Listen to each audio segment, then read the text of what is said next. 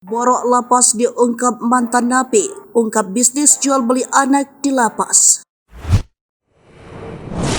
Sisi gelap lapas wanita diungkapkan oleh mantan narapidana, mulai dari perlakuan yang tidak sesuai hak asasi manusia hingga bisnis jual beli anak di dalam penjara.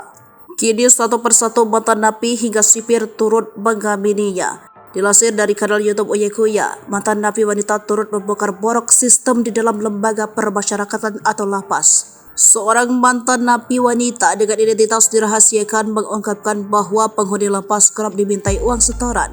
Berdalih pembangunan lapas, jika menolak maka napi tersebut akan dipindahkan ke strap call.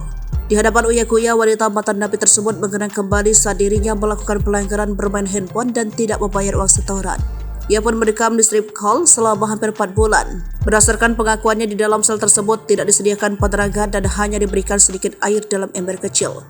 Menurutnya, uang adalah segalanya di balik jeruji lantaran bisa digunakan untuk memberikan hukuman hingga bisa bebas lebih cepat.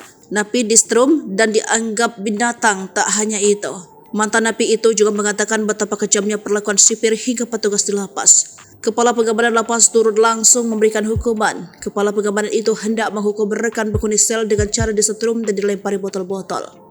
Betapa terkejutnya sang napi ketika kepala pengamanan justru memberikan jawaban tak terduga sambil mengejek dia menyamakan napi dengan binatang.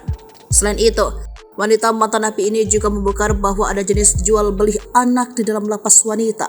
Anak yang lahir dijual ke sesama napi. Umumnya anak tersebut dijual demi bisa memenuhi kebutuhan di dalam penjara. Satu orang anak bahkan bisa dijual dengan harga puluhan juta rupiah.